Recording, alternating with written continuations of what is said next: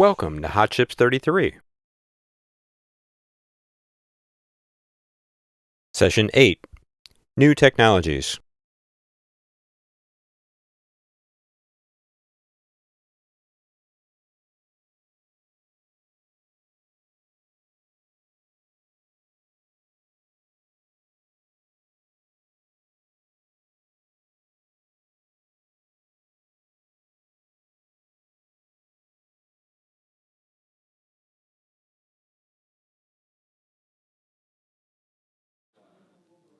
Hello, everybody.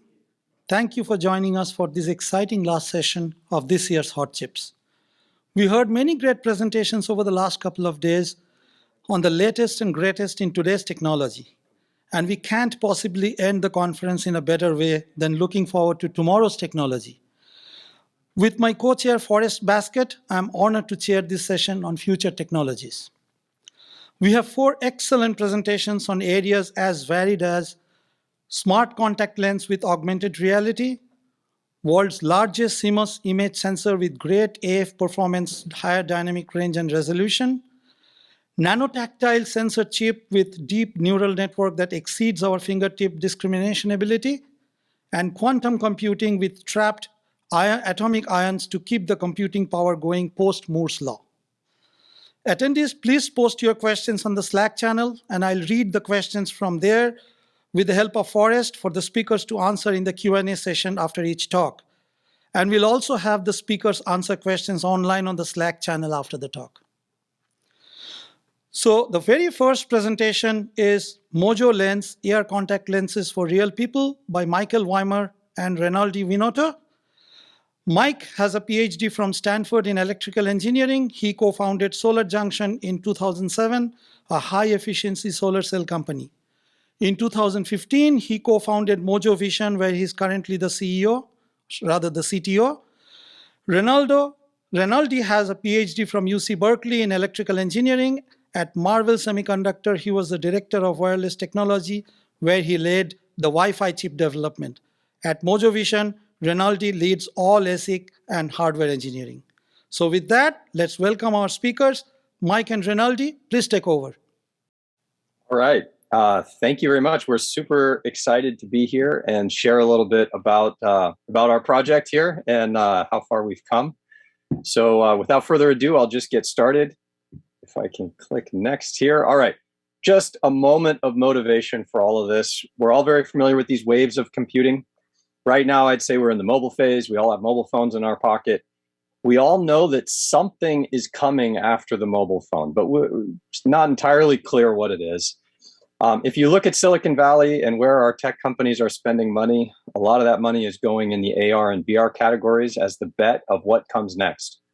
And we can see the products that are coming out of that effort, right? And I've used every one of these devices. They are all phenomenal. You can do so much with these devices. They are truly a vision of the future, today.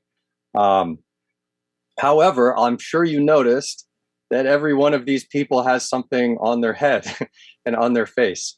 And there is a challenge here in making these things small enough to be socially acceptable.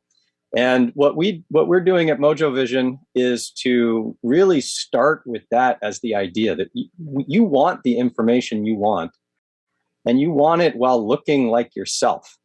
And so our company goes to give you that capability to have that information and yet still look like you. And we call that invisible computing. Now, why smart contact lenses? Well, because no one else is doing it. And there are a lot of great advantages to being in a contact lens form factor. There are already the advantages that people leverage when they choose contact lenses over glasses for vision correction, like being able to fit contact lenses under protective equipment, or avoiding fogging, or looking the way you want to appear. But when it comes to putting a display into a contact lens, there are also some very unique advantages. I want to highlight 2 of them for you. The first one is the display in the contact lens goes on your eye. So as you move your eye around to look in different directions, the display goes with your eye. You can't see outside the field of view. In fact, the field of view no longer really applies. And that's a very unique thing for contact lenses with displays. And a second thing, which I can tell you firsthand is really quite an awesome experience, is when you close your eyes, you can still see the content. It's still there. You can read a book or watch a movie with your eyes closed. And these are things that no glasses solution can do. So when we think about contact lenses, it's about these differences. How are contact lenses going to provide different kinds of features and capability compared to potentially other solutions? So let's keep going here. Another moment about what we're doing and why, but a couple of our first use cases center around helping people with vision impairments. We think that a contact lens with some of the features that Renaldi will tell us about in the last half of the talk can be really powerful in helping people with vision impairments. And then the other place we're targeting just to get started is active lifestyle kinds of activities for consumers, particularly in the sports and athletics category. And the trend here is activities, information you want during an activity with hands-free, eyes up, heads up kinds of information. Okay, so let's get into a little bit of where we're at now and how does all this actually work, right? Current status. Okay, so as a company, we've been at this now for about 6 years. And we've built many different versions of contact lenses that have displays in them. And if you've ever watched a movie, there's a character in a movie with an augmented reality contact lens, and you say to yourself, yeah, right, that's impossible. I can tell you for a fact, we've built contact lenses with displays in them. It's awesome. You can absolutely do this. That ship has sailed. You can put displays into contact lenses. And what we are working on right now after all these versions is we're working on our feature complete 2021 prototype. This is not a product yet. It's still a prototype, but it has all the tech in it that we think is important for product. All of the features, all the chips, all the hardware, all the software, all of the stuff that we know we want is actually in this prototype. And we have already got this almost working. It's we're very, very close to saying that it's fully working. We'll tell you a little bit more about that here coming up. But just to show you that indeed we can make these lenses, here's a pulse build that we recently did for a toxicology test where we had to build a bunch of parts for the toxicology testing. Happy to say that we passed the toxicology testing. That's good. But indeed, we can build these lenses.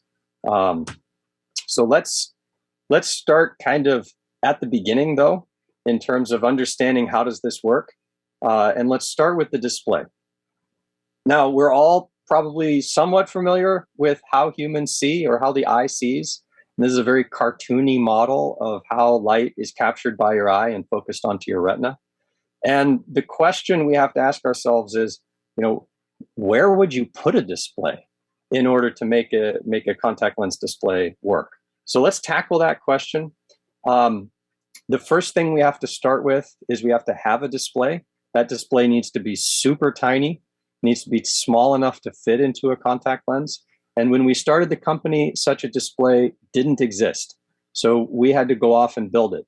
And I'm really proud of our progress on building very tiny micro displays. Here you can see a little video clip of our display that is slated for first product. It's a monochrome green display with a pixel pitch of 1.8 microns. That's 14,000 pixels per inch. Your mobile phone is hundreds of pixels per inch. So this represents a huge advancement in the state of the art in terms of pixel density. So this little display goes into the contact lens. And just to kind of give you a feeling for how small it is, it's really small. 0.45, less than half a millimeter across is the lit area. And so let's just kind of skip past this here, but the pixels are quite small relative to a human blood cell. Let's get back to this question of, now that we have a really small display, where do we put it? We can think about some of the criteria that we must satisfy in order to know where to put it. The first and major criteria is that wherever we put it, we cannot obstruct your view of the real world. Making an augmented reality contact lens that screws up your view of the real world would not be very good. So we need a place to put it that doesn't have an impact on your visual acuity. And believe it or not, you can put it right here, right in the middle of your pupil. right at the center of your pupillary axis there. And what's going on here is that projection system, that display, is going to block some of the real world light. But because it's so small, your eye still captures all the light that sneaks in to the side of the display or around the display. Captures all that light, and all that light still focuses into a nice clean image on your retina. And so by putting a display right in the middle of your pupil, if that display is small enough, and it is small enough, you literally cannot see the display at all. It has no impact on your vision of the real world. And so just kind of thinking about these criteria, check, check, check, check, check.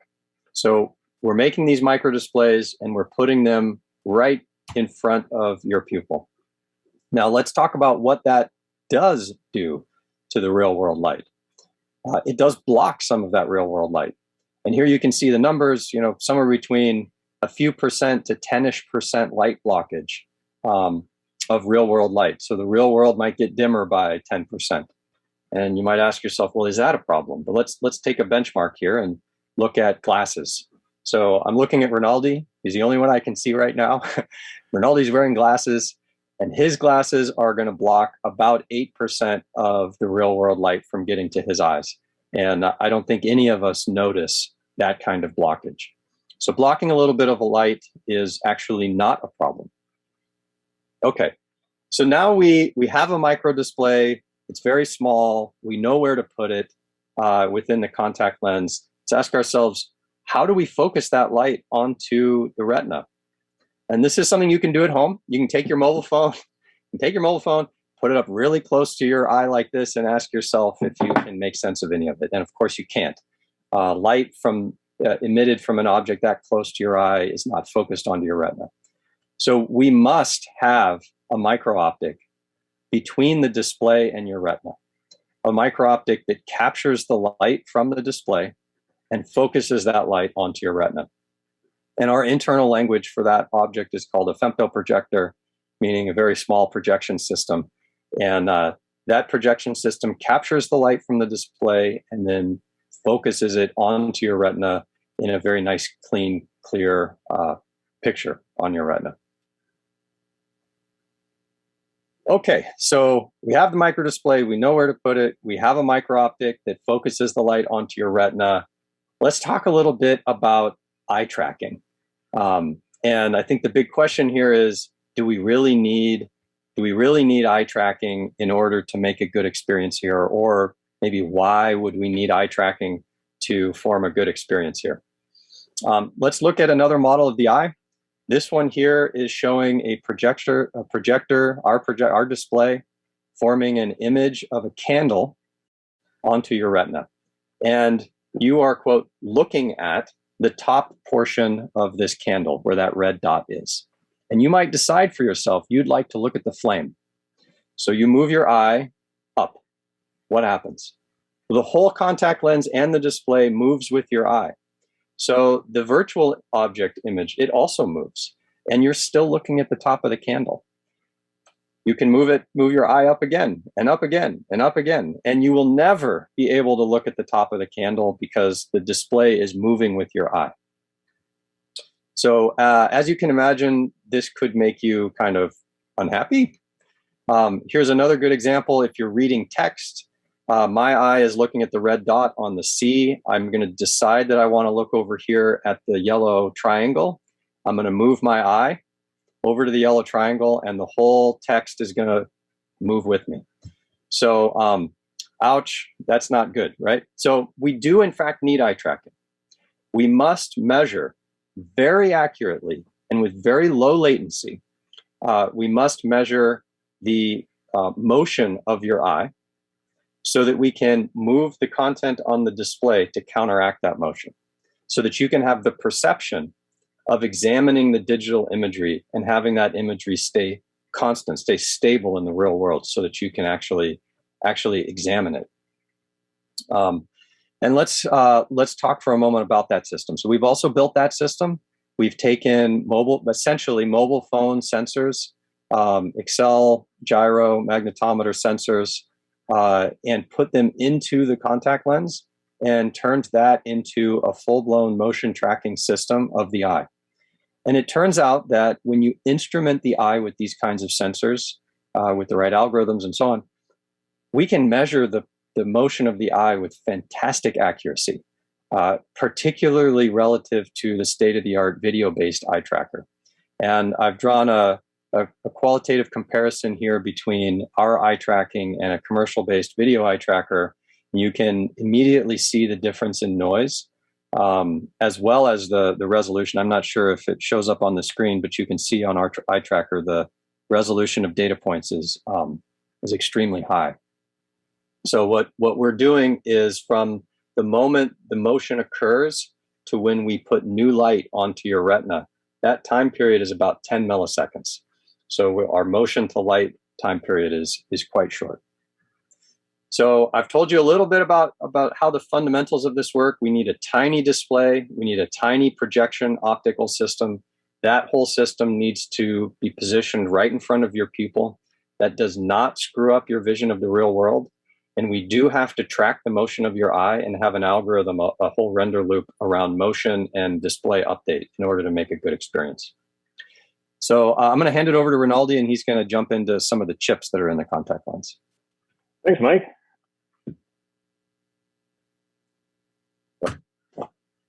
Yeah, so when we started this a couple of years ago, we start by asking kind of the question of, well, what do we want this contact lens really to do, right? And, we know that display is going to be a key component in that. And we also know that power efficiency in the display really matters for our application. We also know that we need sensors. Mike spoke about how important eye tracking is. And early on, we also understand that having an imager in the lens would just give you a wealth of information about understanding the context around the user. What do I mean by that? Well, if you think about any sensors in your cell phone or any electronic device, ultimately, those sensors are there to help the device understand the context around the user, right? What is the temperature around the user? Where is that current user is? What is his next appointment? And so on. And for our use case here, what we're interested in knowing is, well, what kind of information is relevant? What kind of information is important in the moment for the user? And second of all, when is the right time to display that information so that that information becomes truly useful and not just a distracting notification? We also need power, right? A power system to basically power the whole solution. And last, we also need kind of processing and communication to do things like interpreting the sensor data, controlling the lens, providing user interaction, and providing cloud and information access. All the things you need in a modern consumer electronic device. Now, this is a lot of features and a lot of things to fit within a contact lens. So as we go one layer deeper into thinking about how to build the system and how to architect the system, we start by asking the question, well, what really needs to be in the contact lens and what can be outside of the contact lens? And what needs to be the contact lens kind of boils down to these three things, right? The display and the sensing certainly has to be in situ in the lens itself. Anything that is safety or latency critical also have to be self-contained within the lens. And then whatever we do, we probably need some form of processing to do things as simple as controlling the lens and controlling the data flow and so forth. But that's about it, right? All the other features in the previous slide can be in the lens, but it doesn't need to be in the lens. So at this point, we realized that there's an opportunity here for us to have a secondary device, which in the end we call a relay accessory. This is a wearable device somewhere in the user's body, and it can do all the heavy lift of application software, the UI stack, all sorts of different algorithms, and the cloud and information access. Now, for the scheme to work, we need a wireless link between the lens and the relay accessory. And again, power consumption here is of utmost importance, right? Of course, communication over the air is never free. There's always a cost associated with transmitting bits over the air. So we have this interesting kind of trade-off in system architecture where for certain application, it makes sense for us to transmit the bit to access the bigger processing power available in the relay accessory. But in some other application, it actually might make sense for us to just to do all of the processing within the lens. And I'm going to kind of touch on that towards the end of my presentation. Next slide, Mike. All right, well, the next question we have to answer is how do we fit chips inside a contact lens? As you know, a contact lens is a 3D curved surface, and chips, as we know, are slabs of silicon with some footprint and some height into it. So how do we fit this in?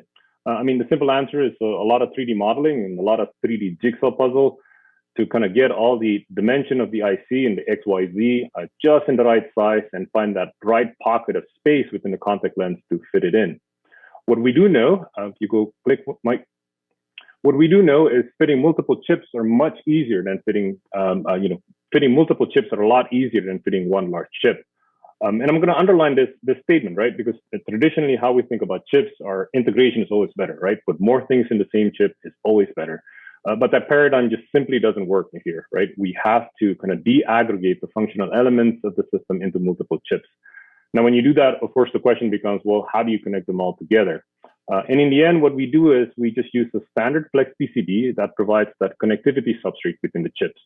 So in the end, we end up with this picture on the bottom right.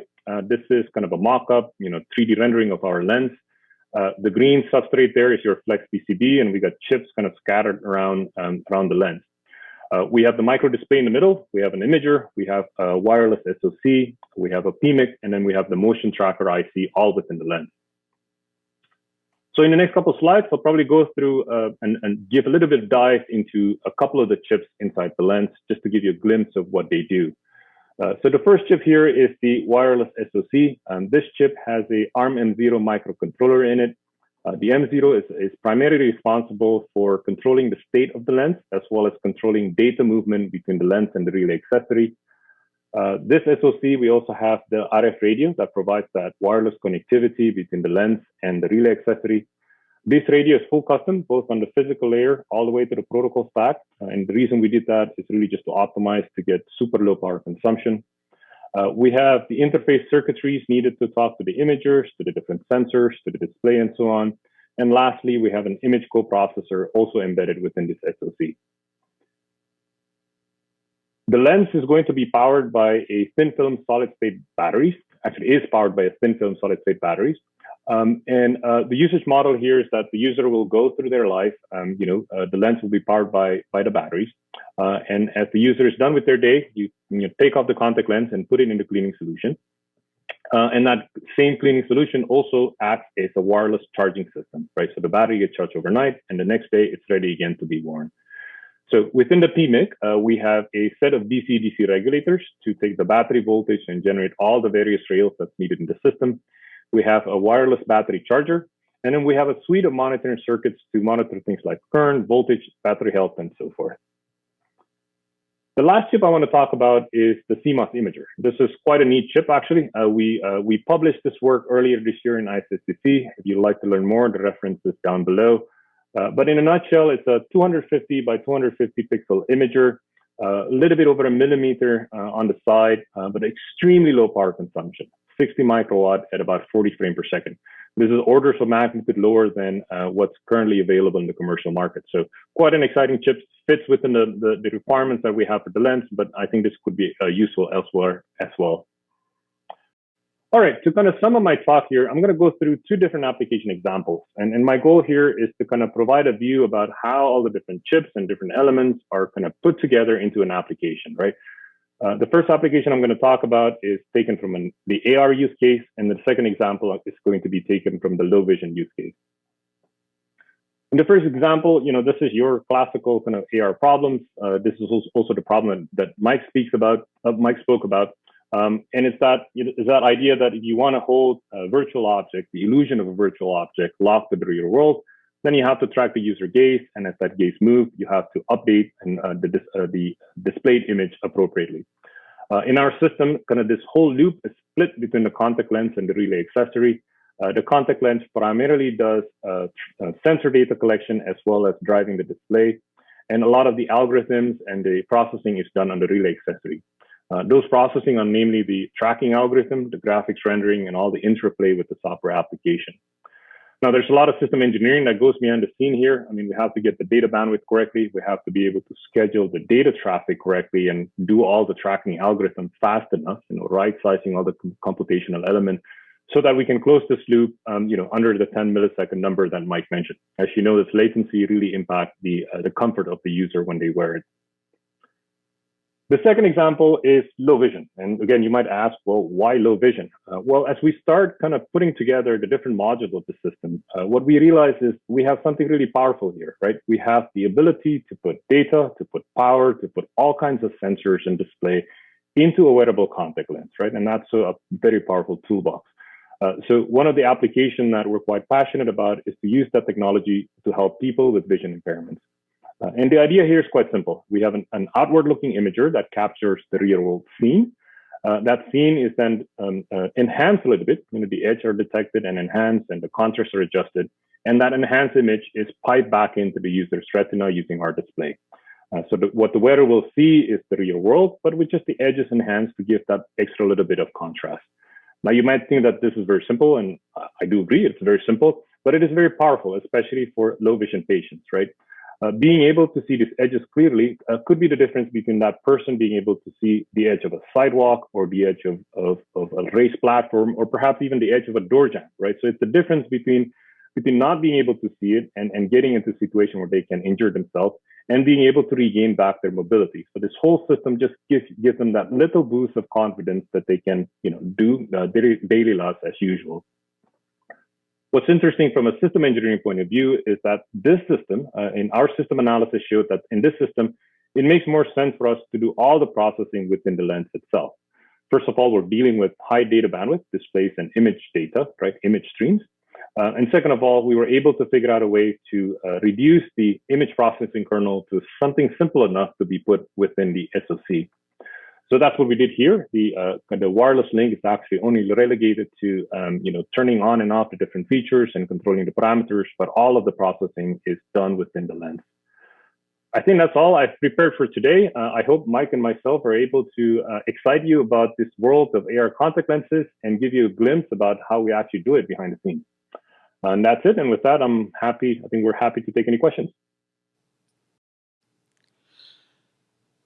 Thank you, Mike and Renaldi, for such a stimulating talk. And now, time for question and answer. There are many good questions on Slack, and I'll ask some of the questions from there. The first question comes from Eric Polman of Micron. He says, can't see the display even during bright light, and the pupil is very small? You want to go ahead, Mike? Absolutely. Yes, you can see the display during bright light and when the pupil is small. Of course, it's a question of, well, how bright? Because the real world can be extremely bright, right? So bright that it would overpower any display, frankly. So our target is to make the display as bright or brighter than a modern iPhone. So that's the 1000 nit plus kind of brightness level. And that's where we're at right now. So we're quite pleased with that. I would point out that for a contact lens, if you're going to go outside on a bright day and you want to view the content, you have two options. If it's too bright outside, you can put on your normal sunglasses that you would wear anyway, and that should dim the real world enough to see the display. Or thing number two, you can close your eyes, block out the real world entirely, and have a very nice high contrast display experience. Great. I'd also add that, just like your cell phone, right? We do have a ambient light sensor, and so we're always constantly adjusting the relative brightness of our display compared to the real world, right? So you'll see, the same amount of relative brightness. Great, thank you. The next question is from Peter Glaskowski from Esperanto. How thick is the femto projector optic assembly? What is the apparent solid angle of the display? The display has a illumination on the retina that's somewhat tunable by the geometry of the eye. We can pick some different numbers. We're centered around 15 degrees right now of illumination onto the retina. This maybe doesn't sound like a lot, but as I said, everywhere you look, the display content is there. No matter where you point your eye, no matter what you want to look at, the content you're looking for is always there. And so this really makes it feel like the canvas is infinite. We've done a lot of work on that kind of experience, and it's extremely compelling. Great. Kevin Crewell asks, realistically, how long is the battery life? Our belief is that getting above 1 hour is a good start for a first product, and I think we're closing in on that number. When you start to think about use cases, our first use cases are not going to be things like watching a movie. It's a monochrome display, so you're probably not going to choose to do that. You are going to choose to take this out on a run and know how far you've gone or when you're going to turn, or your directions, your notifications or messages, or many real-time translations, many other things that are much more duty cycled, very much like you use your mobile phone or your smartwatch. So an hour plus and duty cycle through the day. Very good. David Cantor from ML Commons asks, have you looked at wafer thinning and then carving the chips? Was cost the problem? I don't know what carving the chips means, but we do, of course, thin these chips. Okay. Cliff Young from Google asks, it seems crazy that you can put the display on the cornea well within the focal length of the cornea lens system. So does this mean you do something like display the Fourier transform of the desired image to get the right points to light up in the image of the retina? I think maybe the listener maybe misunderstood my comments, or I wasn't very clear, but no, there's none of that. We project the display content, from the object plane over to the image plane projection with no Fourier transform kinds of weirdness. It's a projection system. And the real world light goes through your eye in exactly the same path that it always would, with a few of the rays blocked by the projection system. Okay. Louis Sousa, a student, says that he was unable to catch the name of the battery technology that you are using for the lenses. The main question is heat dissipation into the eye a consideration? Does it impact comfort? Yeah, heat dissipation into the eye is absolutely a consideration. And our design requirements from the outset are that this system, we have to design it so that it cannot hurt you, period. Like, just no. Even if imaginary faults occur that no one could ever have conceived of, it still can't hurt you. So we've been very focused on making the total power consumption of this system extremely low, so that the total energy stored in the lens is extremely low, so that even if all of that energy were to dump out in some, quote, catastrophic event, it still is super safe. I mean, the temperature rise here is just negligible. Yeah, that has been an absolute relentless focus of our team, is making this thing fundamentally safe. All right. So thank you very much. We are out of time for this talk and Q&A. And thank you again, the speakers. And it's time to move on to the next presentation. The next presentation is a pre-recorded video, world's largest mobile image sensor with all directional phase detection autofocus function by Sukki Yoon and his team. Sukki Yoon is a principal CMOS image sensor chip integration engineer with Samsung, Hwaseong, South Korea, where he is responsible for the mobile sensor development.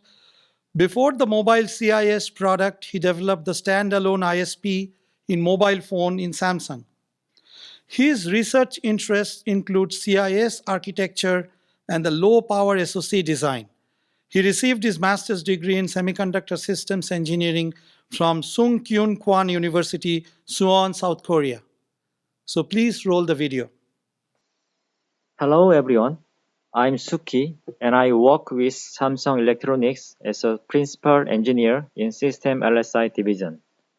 Today, I'd like to present about ISOCELL GN2 mobile sensor. The recent market demands better AF performance, higher dynamic range solution, and higher resolution. To address this demand, we developed a highly integrated ISO-cell 50-megapixel camera S5K GN2 SP that we refer as GN2. Let's get started.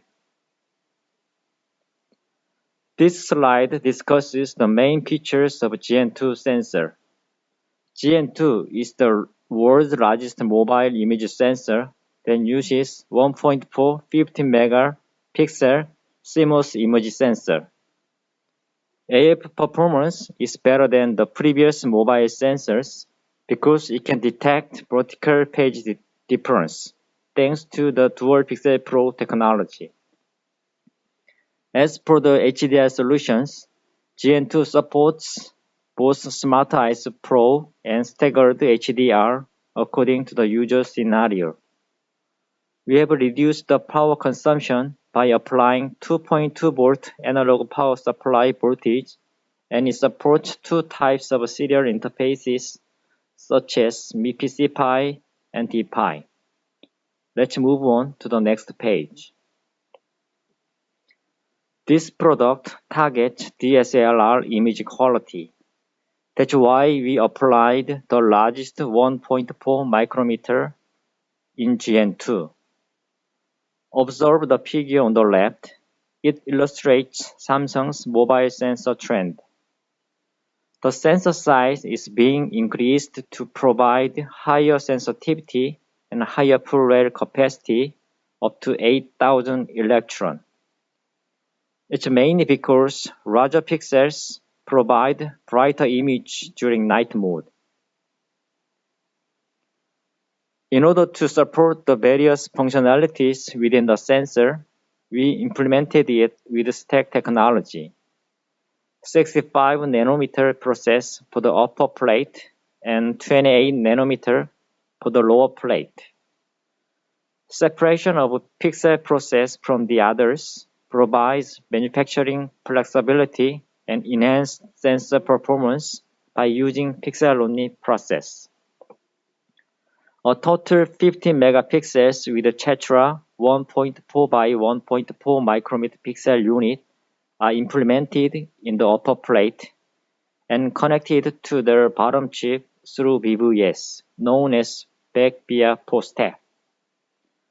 Bottom chip includes 1600 320 column parallel ADCs, image processor, and MIPI interfaces. GN2 is a sensor with a tetrapixel structure with the same color pixel placed in 2x2. Tetra sensor combines 2x2 pixels in low light conditions and uses them as a single big pixel to increase sensitivity. In high light conditions, the sensor uses data from single pixel to capture high resolution images. The conversion process to Bayer format from the Tetra format is required to make high resolution 50 megapixel image. This converting process is called remozizing. This slide is an example of the actual use of the Tetra sensor. The figure on the left illustrates that 2x2 pixels are merged under low light conditions and used as a single big pixel to increase sensitivity.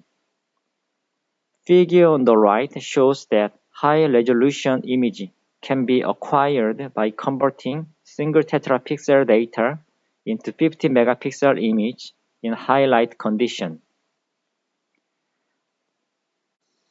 Before we take a look at Dual Pixel Pro technology, it is important to understand the current PDF technology. To begin with, we need to create two separate images of light passing through the right area of the lens, such as a red line, and light passing through the left area of the lens, such as a blue line. Next, the measurement of the distance between two images helps us to understand the focus status, such as direction and degree. When compared to the contrast detection AF, where the best focus position is found by measuring the sharpness of the image while moving the lens a little each time. PDAF can measure the position of the focus in a single scene so that AF speed can be faster. With the previous dual pixel, each pixel has two photodiodes instead of one. The left and right photodiodes receive light signals separately and compare the differences between the left and right page to achieve focus. As every pixel in the sensor receives color values and is used in AF, fast and precise AF is achieved without compromising on image quality. However, it's hard to achieve focus in the backgrounds with the horizontal lines, because the conventional dual pixel extract only left and right AF information. Now, we created Dual Pixel Pro technology, which is a pixel that can obtain vertical AF information as well as horizontal AF information, while maintaining equivalent pixel characteristics as compared to the conventional dual pixels. In the implantation process, left PD and right PD were formed, and after that, in-pixel DTI were formed diagonally inside the PD to obtain all directional AF information. By applying tilted in-pixel DTI to the same photodiode, Dual Pixel Pro was able to obtain an AF signal in both horizontal and vertical directions. The tilted in-pixel DTI increases the sensitivity by 3% due to the prolonged optical path. In the next slide, we will look at how to extract vertical AF information from the diagonal pixels. As you can see from this figure, the previous dual pixel was able to detect the vertical pattern only, because the whole pixel was divided vertically. However, Dual Pixel Pro is a structure in which the different green-colored pixels are diagonally separated in opposite directions, so that the diagonal pixel combination can extract the vertical page information from vertical and horizontal components. Each page extraction was implemented in hardware within the sensor and then output both horizontal and vertical page images to the AEP. The figure on the left describes the page difference for the horizontal line pattern being measured with the Dual Pixel Pro. X-axis of the diagram is at the lens position and Y-axis is at the page difference or disparity. And 2PD stands for the conventional dual pixel, and HB2PD stands for the Dual Pixel Pro. In dual pixel, the horizontal page difference is well detected in the existing vertically separated dual pixel 2PD. But the page difference information does not appear in the vertical direction. In Dual Pixel Pro, page disparity is not only detected in the horizontal direction, but also in the vertical direction. When this vertical page disparity is detected, PDAF can be operated even on the horizontal line patterns, which were not previously detected correctly. That's it for Dual Pixel Pro technology. From next slide, we will look into high dynamic range technology. In this slide, let me introduce the Smart ISO HDR technology. ISO sensitivity indicates the level of light sensitivity of an image sensor. When an image sensor receives light information, it converts the light into voltage at the fixed ratio, known as a conversion gain. In general, most image sensors have only one conversion gain, but it's difficult to always produce great quality images, as the light environment changes all the time. The smart ISO function utilizes the dual conversion gain implementation technology to operate in low ISO mode to fully utilize full capacity in bright areas and high ISO mode in dark areas to reduce noise level.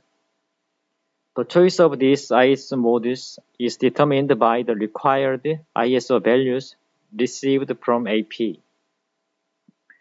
The figure on the left illustrates the basic pixel structure for implementing DCG technology.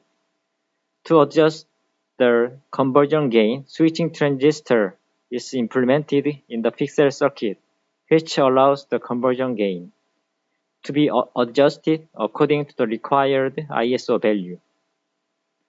Depending on the input illumination level, it is possible to selectively operate the high ISO mode of the red line on the dark condition and the low ISO mode of the blue line on the bright conditions, as shown in the figure in the upper right. The pros and cons of high and low ISO is summarized in the table in the lower right corner. The smart ISO function can adaptively select each mode depending on the intensity of illumination to improve noise at low light illumination and increase the overall dynamic range using high play capacity and high illumination conditions. The Smart ISP Pro function takes the previous viewed Smart ISP function to the next level, acquiring two images of high ISO and low ISO for one scene simultaneously, and creating one merged HDR image inside the sensor and providing the AP. As illustrated in the figure on the left, a single pixel with the same shutter is lit out twice by a double ADC sampling in high ISO mode and low ISO mode. As you can see in the block diagram on the right, DCG merger combines two images and the synthesized 12-bit images is output to AP. Each high and low ISO SNI curve shows the different advantage depending on the signal level, which allows the dynamic range to be extended through synthesis by selecting the regions with each advantage. The Smart ISO Pro function has advantages over conventional HDR images that synthesize the different period shutter images in terms of motion artifact and SNR dip. As you can see in the upper right image, because both high ISO and low ISO images are acquired together from the same pixel value of the same exposure, it is possible to obtain natural images without motion artifact. For the same region, the SNR dip occurring in a typical multi-frame image disappears fundamentally in a Smart ISO Pro HDR image because the same exposure images are utilized. Smart ISO Pro images are processed as illustrated in the figure on the left. Merging process of the high and low ISO images is divided into three steps. First, the normalization is required to compare two images before synthesis. Second, we need to calibrate the mismatch of the actual conversion gain. As a final step, an adaptive merging weight is applied according to the user selection. Two kinds of merging thresholds decide which signal pixel will be used and mixed, and this is a trade-off between SNR and the detail.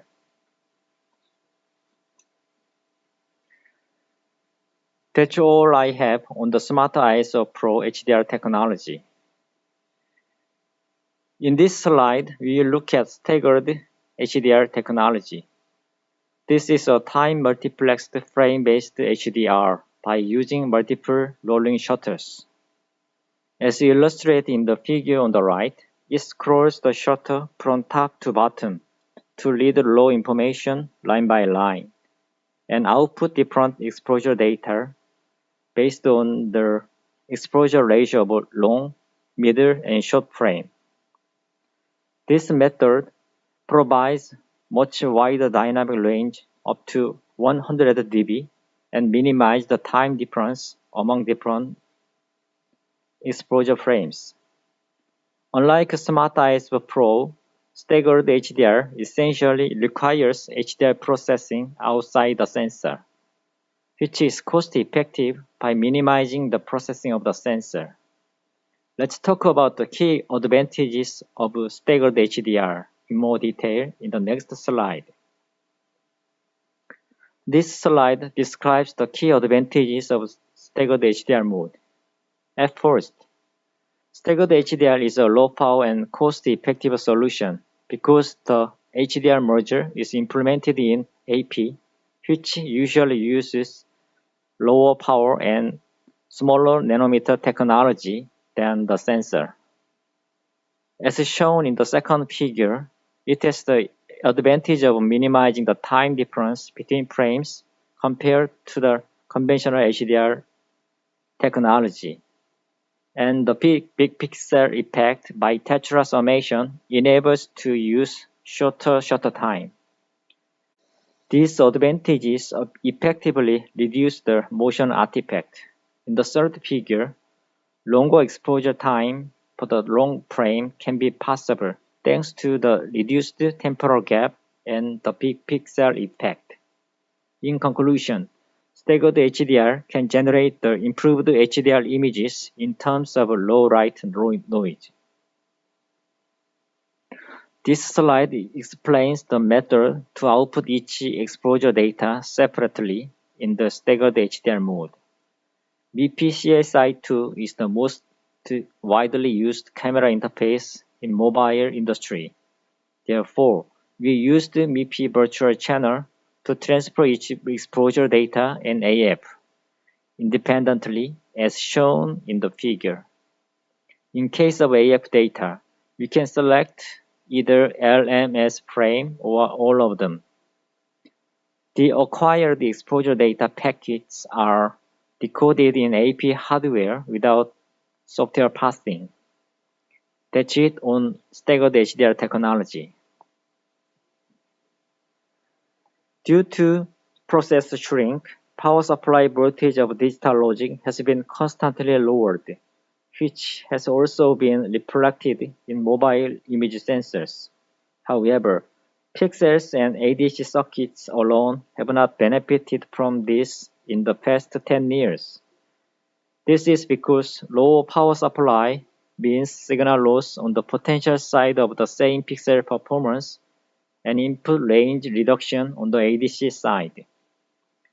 As illustrated in the figure, the low supply voltage on the pixel raises protein diffusion potential level, which reduces the gap between photodiode potential and allows it to be contained in the protein diffusion. This reduces the number of electrons, resulting in signal loss. In addition, in terms of ADC, the input range is reduced due to the headroom issue, and the code clipping occurs for the same pixel value. To solve the signal loss in the pixel, we apply the new negative body voltage into PD substrate using internal circuitry without adding PMIC channel. When it comes to the headroom issue of ADC, low VTH transistor was newly developed and applied. Therefore, the supply voltage could be lowered from 2.8 volt to 2.2 volt without signal loss by lowering the substrate voltage of the larger PD.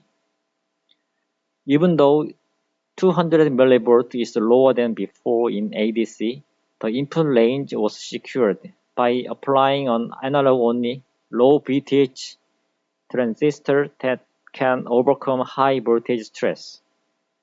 Using these two technologies, Gen 2 succeeded in applying the existing 2.8 volt analog power voltage down to 2.2 volt, which resulted in power consumption savings of about 20.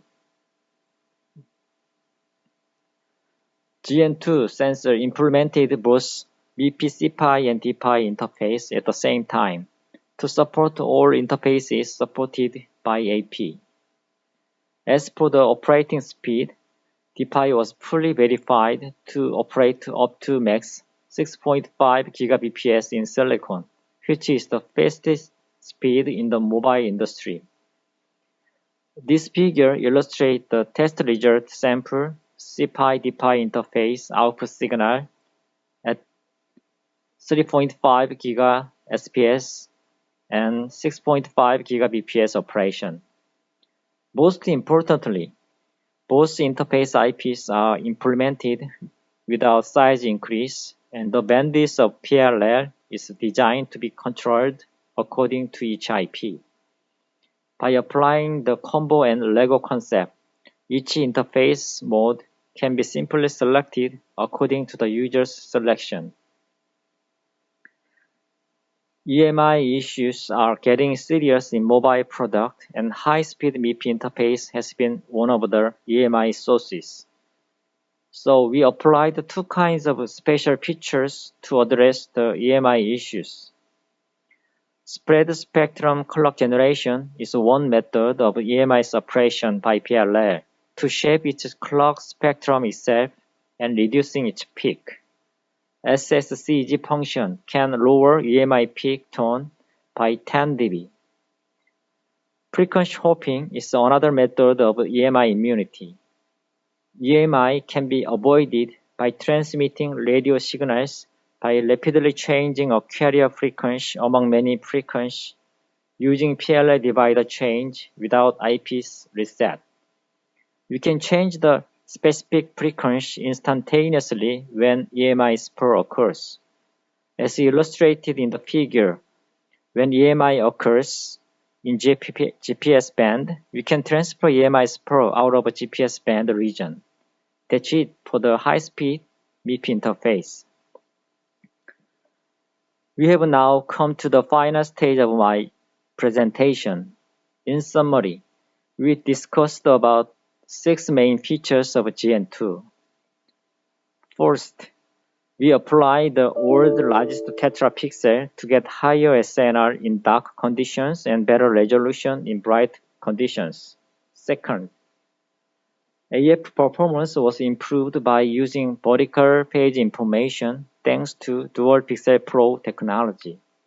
Third, we embedded 2 HDR solutions, Smart ISO Pro and Staggered HDR. Fourth, GN2 reduced power consumption by applying 2.2 volt analog power supply voltage. Finally, I share the flexible MIPI interface with EMI immunity. That brings me to the end of my presentation. Thank you very much for your time and attention. We can now open for questions. Thank you, Sukki, for presenting this amazing technology. We have limited time for questions and answers. One question, Sukki, are you there? Yes, I'm here. Thank Great. you. Okay, so we have a question from Milkel Mortensen from Western Digital. Have you considered moving from rolling to global shutter to avoid motion artifacts altogether? Yes, our company is considering the global shutter. Yeah, but in this project, we didn't apply that global shutter technology. But for the next project, we are considering applying the global shutter technology as well. Okay. I'll end with a question that I have. This is such a cool technology. When do we see that in mobile phones? This product is embedded to the industrial real mobile phone as of now. This phone is selling right now. Okay. So I think that's all the time that we had. There are more questions on the Slack channel. You can answer them if you're available. Thank you again. And we'll move on to the next presentation now. Okay, thank you.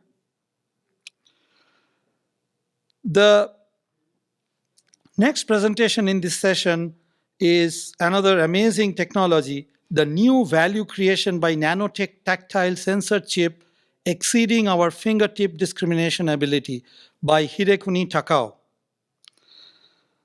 Professor Takao received his PhD degree from Toyohashi University of Technology in Japan. He is the director of Nano-Microstructure Device Integrated Research Center and the chairperson of Mechanical Engineering Division with Kagawa University. His research interests are ultra-high performance tactile sensor and its application to underdeveloped fields of tactile sensing. Since 2015, he has been the research representative of CREST project on Nano-Tactile sensing technology, which is the competitive national research funding supported and managed by Japan Science and Technologies Agency in Japan. So, Professor Takao, it's yours now. Yeah, thank you. Thank you, Mr. Chairman. Hello, everyone. My name is Hidekuni Takao from Kagawa University, Japan. Today, I will talk about one of the highest performance tactile sensor device developed in Japanese national projects called JST CREST. The sensor device is now under practical development, and the commercial production will start in the next year by a Japanese sensor company, Touchens, in Tokyo. First, I will explain the motivation and the goal of the sensing device development. Touch feeling is basic and very important information in our daily life and health. There are promising future applications realized by texture sensing. However, it is impossible to get tactile texture information like our fingertip sense with today's scientific or engineering approach. Actually, there is no tactile sensor device that can reproduce delicate fingertip sense of texture detection, including local friction and local hardness in nano-micro levels at present. This is our motivation of research.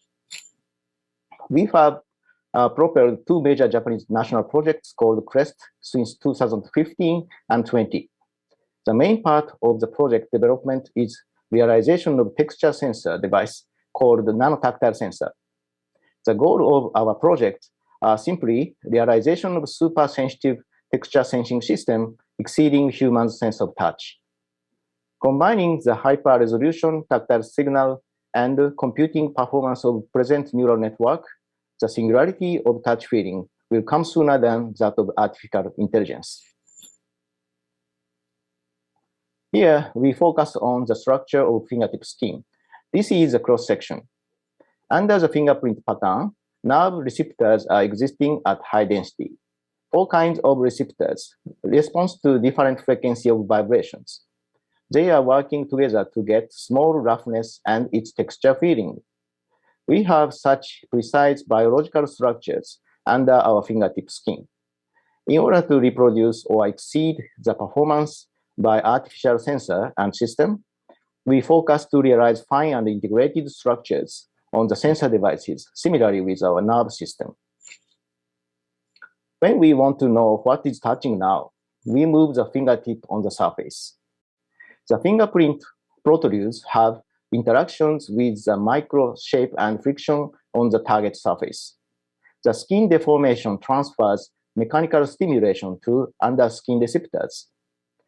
The time series stimulation wave of skin includes all the tactile information. The features of the target texture is the most interesting information that we would like to know. The receptors are directly connected to the brain through the nervous system. The brain learns the texture of things from the receptor signals. And finally, it puts the ability of discrimination into a practice. These are the state-of-the-art tactile sensor technologies in recent years. They are traditional tactile sensors, so-called contact force sensors. They can get tactile information in millimeter scale range. While their performance is enough to get the contact information, it is not enough to get texture information, since very high spatial resolution and sensitivity are required for the purpose. So we use silicon to realize the highest performance tactile sensor for texture information sensing. Silicon is, of course, the best electron device material for system integration. Also, silicon has ideal properties in mechanical deformation, thanks to the 11-9 perfection of single crystal, which is advantageous to fabricate micromechanical components. As the texture sensors, we have realized high spatial resolution in sub-micron range, signal bandwidth more than 2 kHz, and input force resolution close to 10 micronewton. This is the first generation chip of nano-tactile sensor with single contactor. The single contactor corresponds to single protrude of fingerprint on fingertip, and it is suspended by 2-axis suspension units for detection of surface shape and friction. The contactor's tip is sticking out of the reference plane only by 50 micron or 100 micron, depending on surface texture to be measured. The reference plane is the most important feature of our tactile sensor, and it makes it possible to realize both high sensitivity and robustness. Although silicon is fragile at the mechanical limit, the reference plane surrounding the tip of contactor limits the movement range of contactor to prevent mechanical breakdown. This slide shows the similarity between a single protrude of fingerprint and single contactor device. The detection structure of contactor motion is surrounding the contactor part in the device. This is similar to the function of Meissner's corpuscles surrounding single fingerprint protrude on our fingertip. The nano-tactile sensor is batch fabricated on silicon wafers because it's a planar semiconductor device. In order to measure the texture, the chip edge called reference plane is pushed to the target first. Then the device is scanned in horizontal direction. The contactor tip interacts with micro protrudes and horizontal friction force as shown in the figure, and it gets the texture. The chip motion is detected by the piezoresistive sensor circuit integrated on microsilicon springs, as shown in this figure in vertical direction, and similarly in horizontal direction. This is a close-up movie around the contactor tip scanning on a soft close. We see the tip of contactor is finely following the surface and getting the texture information. The performance of nano-tactile sensor is compared in the right figure and clearly discriminated from conventional devices. The horizontal axis shows device spatial resolution, and the vertical axis shows friction force resolution. Traditional sensors, so-called contact force sensors, are distributed on the red area with millimeter range spatial resolution, which corresponds to the lower left zone. On the other hand, our latest sensor device realized 500 nanometer spatial resolution and 12 micronewton force resolution in 2021. Our nano-tactile sensors are plotted in the blue-colored texture sensing zone on the upper right. Sensing of fine texture requires much higher resolution in micro or nanometer range. This is the reason why we call the device nano-tactile sensor. This is a laboratory setup for cross-sample measurement. The sensor device is fixed in front of the measured sample on a motor drive stage. During the scanning motion, the contactor is moving up and down according to the surface shape, and the left and right according to the local friction. This is an electron microscope image of measured cross. The contactor was scanned in this direction. The blue line is the obtained signal of surface shape, including meeting structures and yarn. The overlaying waveform is well corresponding with the microscopic image. The orange line is the local friction force obtained at each surface point.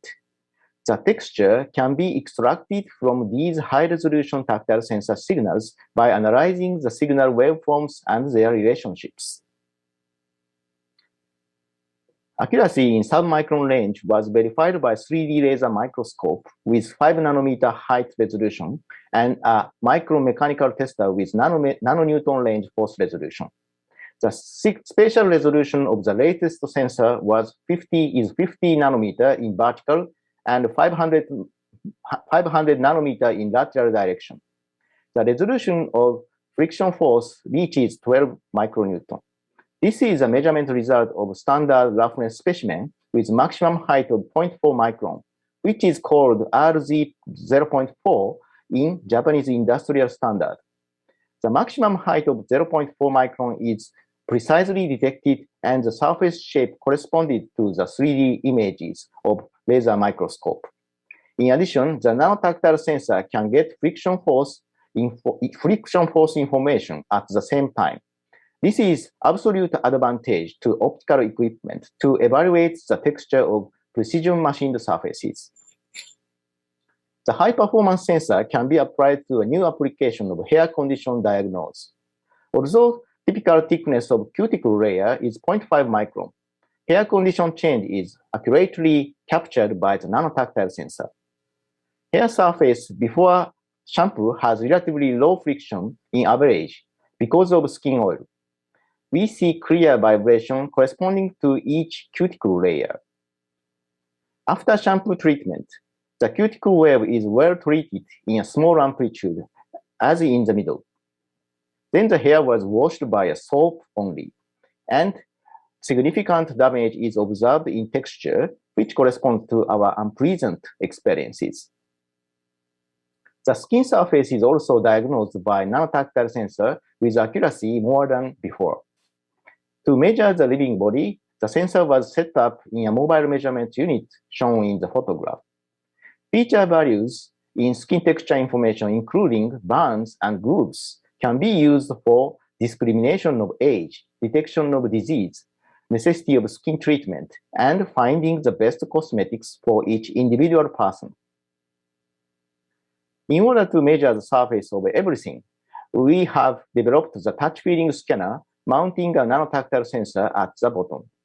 This is a demonstration of the first generation of touch-feeling scanner developed in 2019. Two different kinds of paper samples are being scanned. Please pay attention to the difference in the two sample waveforms. The first sample is higher quality paper, and its surface roughness and friction seems to be very small. The second one is a low-grade paper, and the waveform is clearly rough. These are microscopic images of the two kinds of papers. The left is the smoother one, and the right side is frictionally rough paper. Even if we can see the magnified image of electron microscopy, it is difficult to discriminate the feeling of touch. Depth, density, and friction are important feature values of textures, and the nano-tactile sensor can get them all. Using the touch-feeling scanner, texture data on various samples are obtained one after another in a short time. These 9 textures are obtained from 9 kinds of major papers using touch-feeling scanner. Since there is significant difference between each paper's waveform, discrimination is not so hard using only traditional statistics. So we had tried the limit of sensor performance to discriminate tissue papers with small differences using deep learning. These are 7 kinds of texture sensing data with Japanese major tissue paper brands using nano-tactile sensors. They are similar with each other, but surely have small differences. We usually can feel the small difference of texture feeling existing between different tissue paper brands by our fingertip. However, it is very difficult to guess the brand of tissue paper correctly. We have tried to discriminate the 7-class tissue paper brands by combination of nano-tactile sensor and deep learning. Then we compare the performance result with human discrimination ability. We are not specialized for deep learning, so this time we applied simple CNN configuration with the image of signal, but similar results were obtained if we use recurrent flow network, neural network configuration instead of CNN. The number of learning data for training was 1,680, and 560 data were used for evaluation test. This is the learning curve and confusion matrix of deep learning for 7 types of tissue paper discrimination. The correct answer rate of deep learning reached about 80% or more. The average output probability of correct answer was 78% in this condition. Human also tried the similar test to discriminate the same tissue paper brands. The number of tester people is 5, and their average age is 22 years old. The training was performed for 20 minutes to memorize the texture of 7 kinds of tissue papers. Then they tried discrimination tests using only their fingertips under a blind condition. The confusion matrix of the confused testers is shown in the lower part. Average of correct answer rate of the testers is only 31%, which is much lower than in combination of nano-tactile sensor and deep neural network computing. This is a comparison of accuracy between the trained nano-tactile sensor and human testers for each tissue paper brand. Totally, the discrimination ability of nano-tactile sensor with deep learning is exceeding the ability of humans' feeding. Human easily identified some tissue papers like Nepi and high brand Sukki because they have easy to understand features. On the other hand, trained nano-tactile sensor seems to have unbiased performance for all the brands. It is considered simply that the sensor showed higher performance than human fingertips thanks to the higher resolution of sensor than human and accurate processing ability of deep neural network. So far, the potential and new applications of nano-tactile sensor is demonstrated, even though it has only single contactor. The nano-tactile technology is now on the second stage of evolution. Contactors of nano-tactile sensors are arrayed in the second generation chip, similarly with the cross-section of the fingerprint. This is configuration of the second generation nano-tactile sensor. 6 contactors of independent sensors are arrayed in line to realize curvature, like a human's fingertip. Each contactor has independent springs and sensing units for surface shape and friction to have uniform sensitivity. In this array, protrude heights of contactors are designed to 50, 100, and 150 micron from the reference plane. The difference of height is important to get hardness distribution, as explained later. All the design parameters of sensors can be fully controlled by CAD layout only. This is a real chip fabricated in our university's MEMS facility. Integrated strain sensor circuits and tiny silicon springs with 16 micron widths are formed with 50 micron thick single crystal silicon layer of SOI wafers. Actually, one of FAQ is the reliability or durability of nano-tactile sensors, even though single crystal silicon is ideal mechanical material. Since the sensors are designed with protection of overrange, as explained before, fragile risk is well controlled in low. In addition, final packaging structures is covered by a very thin film to protect the film structure, to protect the fine structures from intrusion of liquid and powder with very small degradation of performance. As compared to the single contactor device, the multi-contactor is advantageous to get 2D area information. Scanning the multi-contactors with a yaw angle to the travel direction, multi-line scanning is performed to get 2D image of texture. This is a second generation nano-tactile sensor scanning texture information on a plain stitch soft cloth. We can see that each contactor sensor responds to the surface structure and friction force independently. This is the obtained 2D images of surface shape and friction by scanning at yaw angle of 10 degrees. Repeating and connecting the scanned data wider area texture is obtained, and new facts are discovered in texture.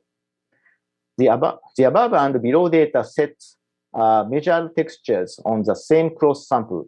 Difference is only the traveling direction of measurement. If the sensor is scanned crossing the stitch pattern, characteristic vertical line pattern appears in friction image at the edge of yarn. However, such feature pattern is not observed when the device is scanned along the stitch. Such difference doesn't appear in surface shape image. Also, this fact means that the sample texture of friction has dependency on the texture touch direction, and the Nano-Tactile sensor has been visualized quantitatively for the first time.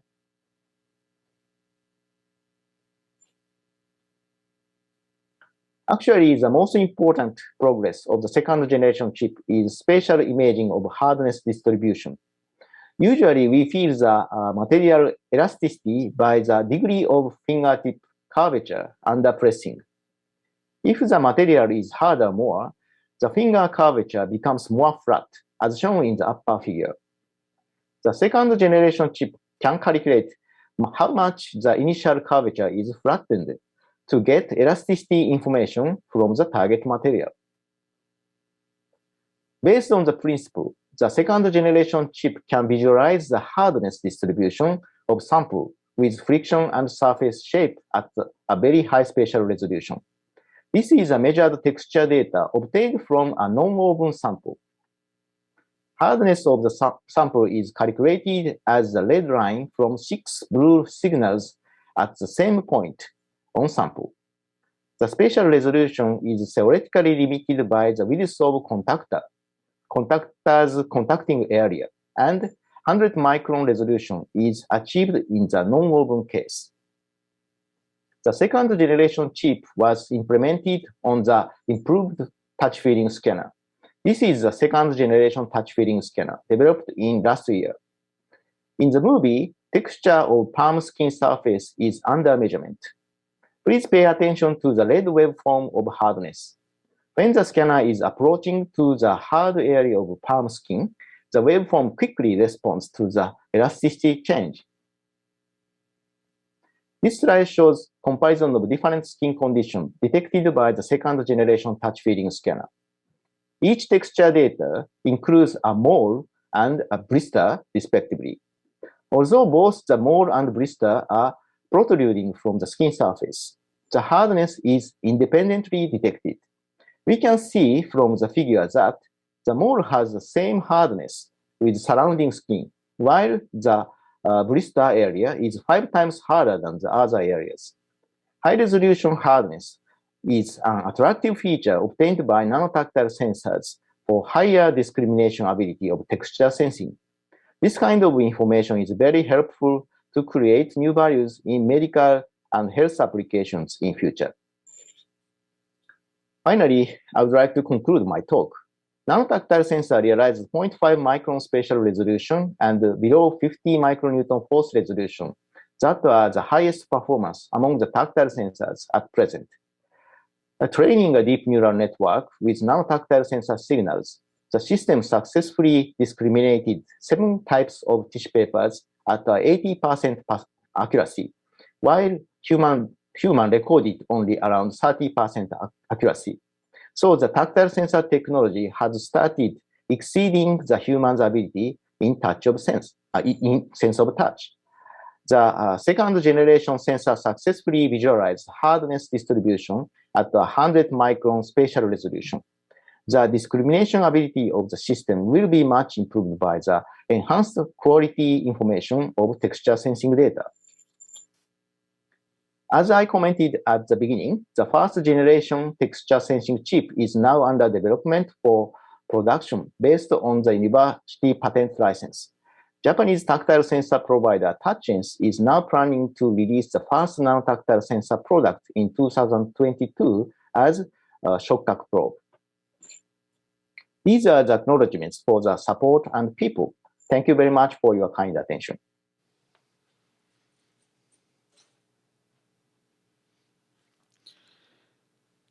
Thank you, Professor Takao, for this very enlightening talk on such an out-of-the-box thinking. We have seen machine learning applications based on vision, audio, but this is the one with touch. So this is so interesting. So we have a lot of questions.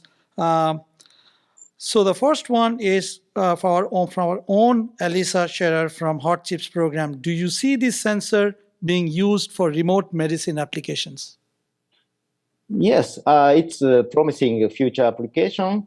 The remote, for example, remote palpation is one of promising approach because doctors think very important the experience of touch feeling. So many doctors would like to use this kind of device if it is digitalized in future. Okay, thank you. The next question is from Tom Gooding from IBM. Is there any correction for external vibrations? For example, in a load environment, audio or surface vibrations by nearby manufacturing equipment? Yeah, I think it is possible to solve the external vibration problem by adding the simple accelerometer to cancel out it. But we have not realized in the touch feeling scanner. I think it depends on the design and target hardness and so on. Okay, great. The next question, I think you showed some applications already on the touch, but the question is, why is this method of sensing better than high resolution radar, LiDAR, vision? What advantage does it bring over optical sensors? Asks Charlie Demerjian of Semi-Accurate.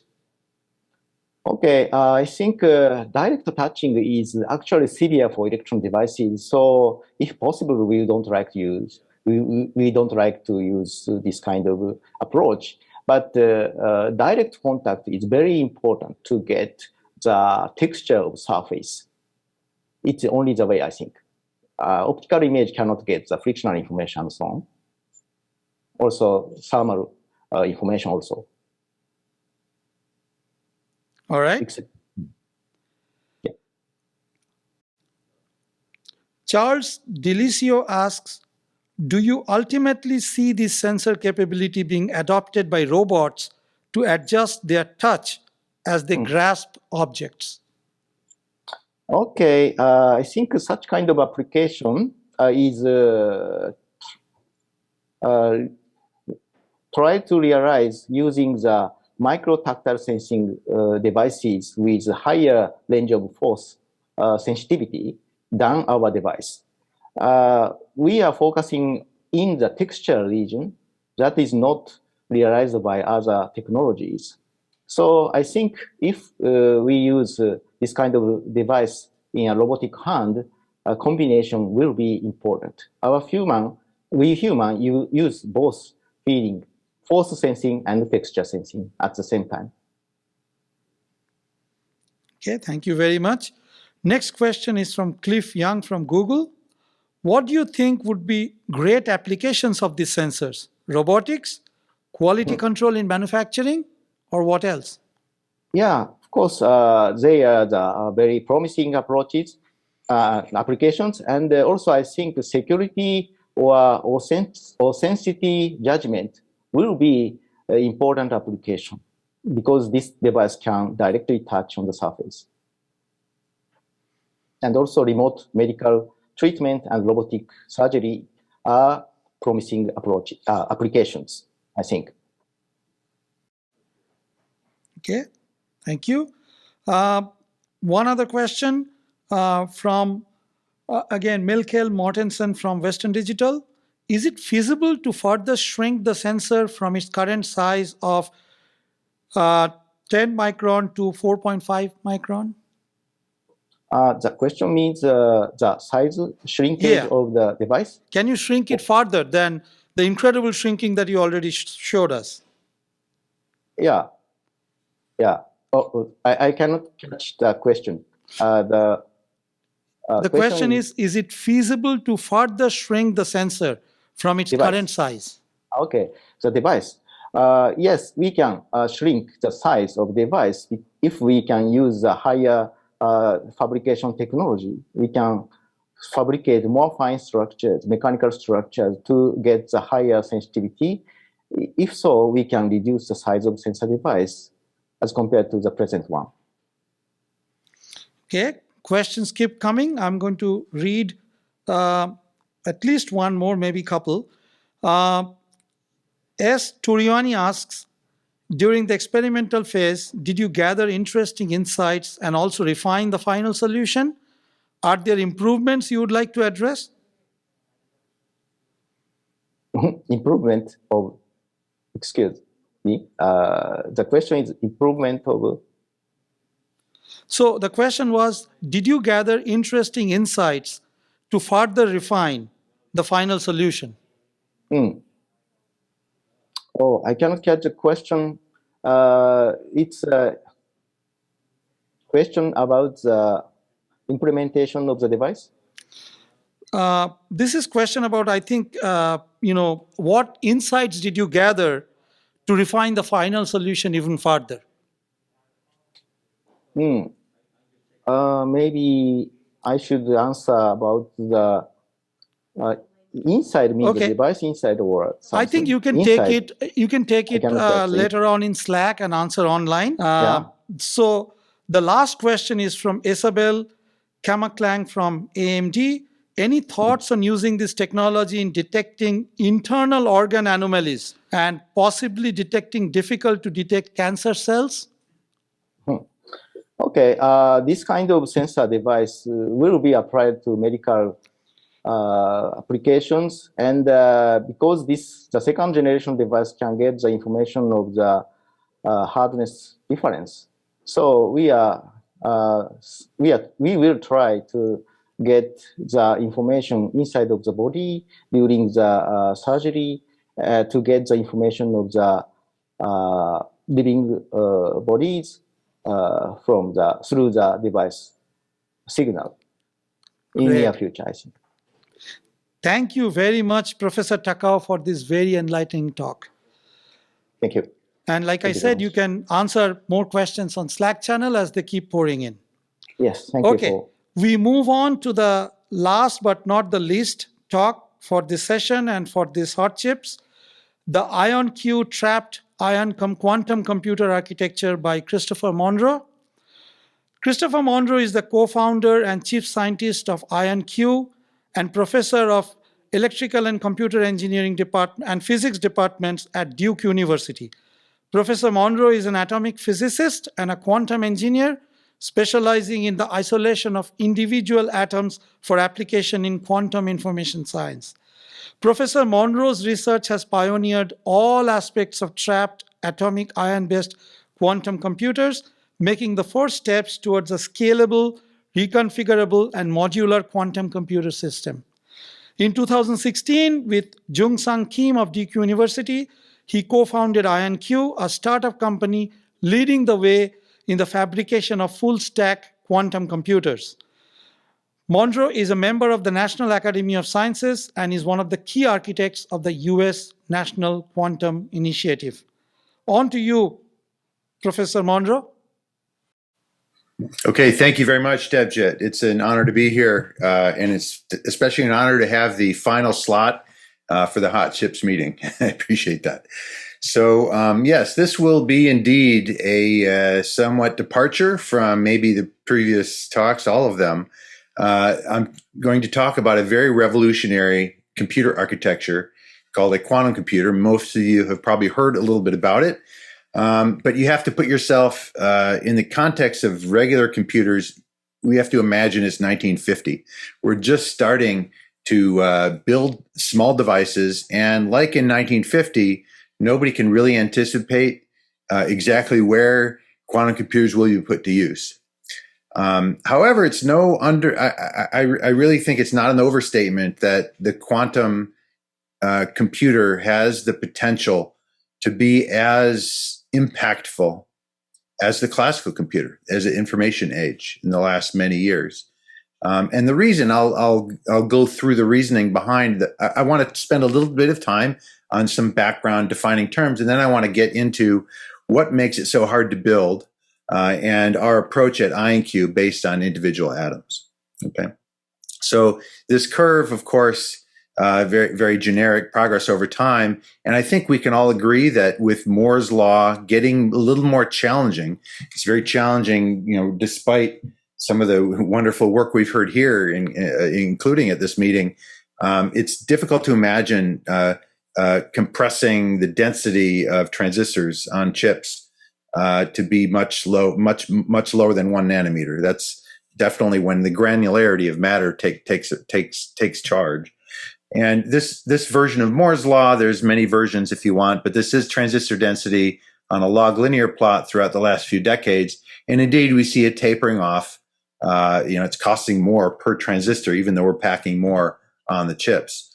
I put this up here because predated to when Moore's law started was a very interesting quotation from Richard Feynman, a physicist who is one of the founding figures in quantum theory. He was a theorist, but he liked tinkering, and he understood that the development of the solid state transistor and the semiconductor age allowed us to consider things getting very small. And he, being the physicist, he wanted to study what happens when we get down to individual atoms for the transistor elements, for the memories and the gates in classical computers.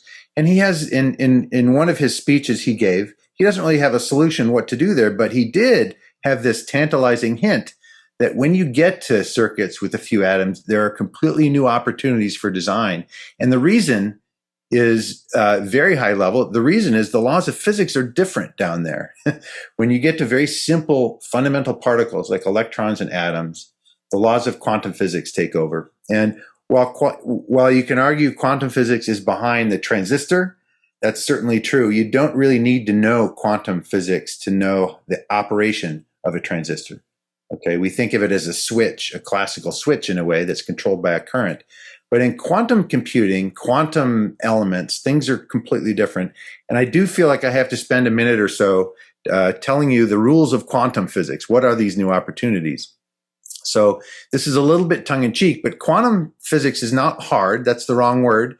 It's a little confounding because we don't have analogies of quantum action in everyday life. For instance, when we apply it to bits, if we want to store information in a quantum system, we have something called the quantum bit. There's a little bit of jargon here, a little bit of notation. The quantum state is represented as a superposition of 0 and 1. It's not just a definite state as we have in classical systems, but we can have a weighted superposition. The A and B are the weights. And this is a very poor picture of a single atom with a single electron in blue that's in both orbits at the same time. And this is just how quantum systems, these are the new laws that we don't really see in everyday life, the idea of a superposition. Now, the numbers A and B, they follow a wave equation. Okay, here's the math. It's actually not hard math. It's just a wave equation. They undulate, they can oscillate back and forth. The really hard thing in this rule number 1 is that what does it mean that something is in superposition? We don't experience that in really any of our everyday lives. Well, so we have to invent another rule that, and this is where the philosophers start to get interested in quantum. Rule number 2 basically says that the superposition idea works only when you're not looking. So that neatly makes it fine because we never have to experience superpositions. So this is actually how we apply quantum mechanics now. And of course, you have to look. Eventually, you look at a quantum bit, you measure it. And this is where things get very interesting. When you measure a quantum bit that's in a superposition, it collapses into a definite state of 0 or 1. And the weightings, A and B, they vanish. Of course, the probability that you measure 0 or 1 is given by those weights. I won't get into the math, but if you have a 50-50 superposition, then you're going to have, it's like flipping a fair coin, okay? And so it's a good question to ask, where in the heck do those probabilities come from? Because they're not an expression of our ignorance, like tossing a coin or predicting the weather. in quantum mechanics, in fact, quantum mechanics is the only law of nature where probabilities have to be used. It's not because we don't know something. They have to be used, and that's rather strange. It's also rather strange that by looking at something, you affect that something. So again, the philosophers have a heyday over these rules, but we use them. If you prepare an atom in this superposition and you measure it, we can prove that indeed it must have been in a superposition. There's interference effects and so forth. And in fact, we can use this type of a bit. This is the Feynman's opportunity. We can use superpositions to compute things that would be impossible otherwise. And let me tell you what I mean by that. There's sort of a good news, bad news, good news when you put quantum bits together. The good news is that the number of possibilities explodes exponentially. Right? If we have 3 quantum bits, there are 8 possibilities. There are 8 3-bit numbers. And in general, we have 8 weightings that describe the general superposition. Every time you add a qubit, you've doubled the configuration space. That's pretty interesting. That, in a sense, is an implicit Moore's law in quantum computing. And in a sense, this is really the opportunity for us. For when you have merely 300 quantum bits, the reason I choose 300 is it doesn't sound like that many. 300 atoms, 300 electrons. 300 quantum bits have more configurations than there are atoms in the entire universe.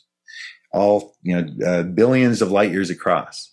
So this is amazing. You could never process 2 to the power 300 numbers on a classical computer, okay?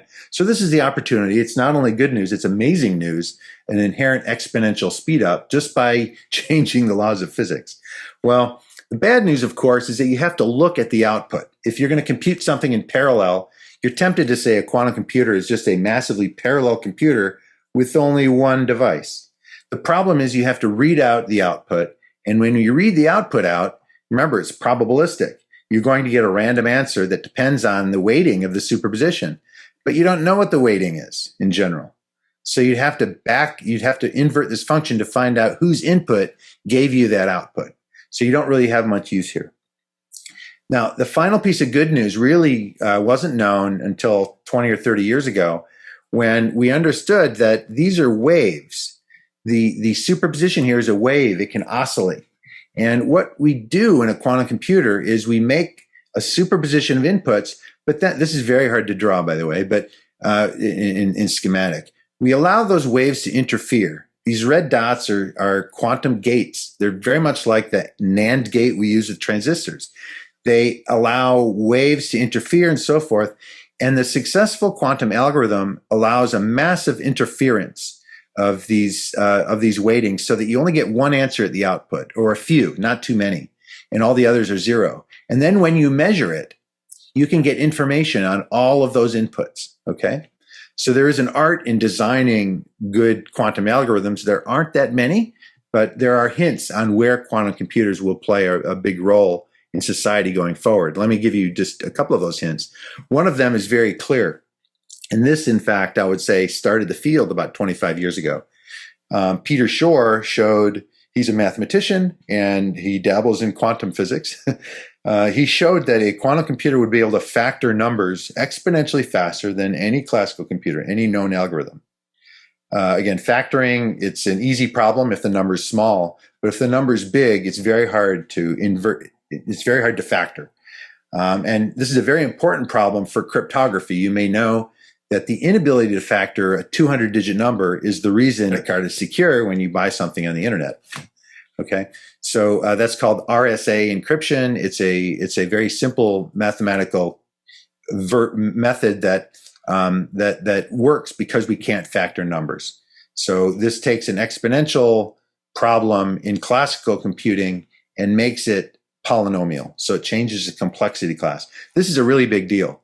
It wasn't thought that you could factor numbers in this way. If you had a quantum computer, you can do that. And the way it works is that it sort of makes a superposition. It sort of tests the number you're trying to factor with a superposition of inputs. That's basically what happens. And you can design the algorithm to get this interference. A more general application, I would say, is optimization. You probably surmised by now that good, successful quantum algorithms are those that have one answer with a lot of inputs. Well, that's what optimization is. Like this mountainscape, what's the tallest mountain? Well, it's only a two-dimensional mountainscape, landscape, because we have latitude and longitude, and you can clearly see the highest peak. But if you have a function with 10,000 variables, it's very hard to plot that. And of course, it's very hard to find where the maximum or minimum is. And of course, optimization problems are all over society. A couple examples in logistics, the famous traveling salesman problem. What's the shortest path? Visiting a bunch of cities exactly once. Again, there's many. This is a combinatorial optimization problem. There are many possible paths. But even back in physics and chemistry, this small molecule here is caffeine. It has about 100 electrons. Those electrons sort of optimize how they arrange themselves around the molecular spine. And that's actually a hard problem to model on a classical computer. The electrons sort of do it by themselves, and quantum computers might be able to simulate this type of molecule. This molecule on the right is it's a particular nitrogenase. It has these heavy metals, molybdenum and iron. I draw it because nitrogenase is known to fix nitrogen, break nitrogen gas into ammonia to make fertilizer. Why is that important? Because we consume several percent of the world's energy budget on doing that to make fertilizer in a very hot process, hot and high pressure. And we know that bacteria with this type of a compound can do it almost for free. So understanding that will allow us to maybe reverse engineer how bacteria is able to act as fertilizer, or we could reverse engineer photosynthesis to make better solar cells. So there's really an endless list of possibilities. So with that intro and the opportunity to quantum computing, I want to lean into the technology. And the one word I would say that's common to all the candidate technologies is exotic. To get something to behave quantum means that it has to be unmeasured. It has to be extremely well isolated from the environment, not just human eyes, but air, light, and so forth. It can't be measured in a sense. There are basically two types of quantum computer technologies, qubit technologies, if you want, natural and synthetic. The natural ones I'm going to talk a little more about. These are atoms, ions, electrons, photons, fundamental particles of nature that already exist. Synthetic qubits, and the exotic thing about natural qubits is getting them isolated. It might involve a vacuum. You need a vacuum chamber to hold the atoms so they don't mix with air and so forth. The synthetic qubits are largely solid state devices, but they must be cooled to nearly absolute zero. And that's pretty exotic. And as you make the system bigger, you need more cooling power. The leading candidate in both camps, in the synthetic camp, we have superconducting qubits. And again, very big efforts at Google, IBM, and others are trying to leverage the fabrication of solid state devices to make solid state qubits. The problem, of course, they're all manufactured. They're all a little different. And unlike classical CMOS, these differences really matter. There's no feedback allowed. You can't easily latch a quantum circuit, okay, or a quantum bit. The leading candidate in natural qubits are individual atoms. They're atomic ions, actually. And this is what I'll talk a little more about from the perspective of the company I founded with Jung-Sang Kim, IonQ. This is a small, a couple of square centimeters. It's a chip. It's silicon that's painted with gold. It's gold plated. And there's about 100 electrodes in the middle. And we have a bunch of atoms that float above that chip in a vacuum chamber. And with those atoms, we use laser beams to execute quantum gates. So IonQ is only about 4 or 5 years old. And we're bucking the trend of quantum by using these natural qubits, but they scale. And the main reason is that each atom is the same element, same isotope. They're absolutely identical. We don't have manufacturing defects because all of the qubit elements are exactly the same.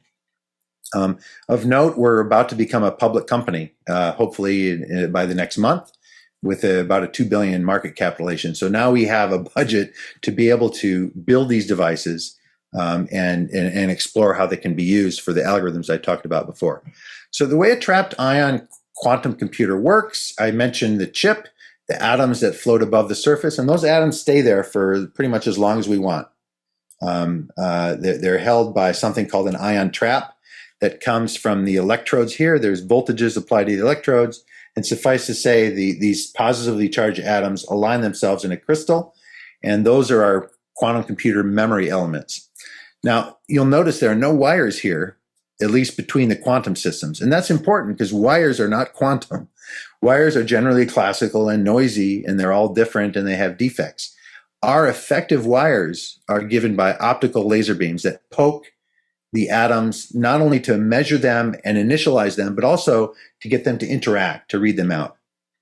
And the advantage of this architecture is not only that each qubit is absolutely identical and therefore scalable, but also we have full connectivity. We can do it an effective AND gate between any pair of these because they all feel the motion.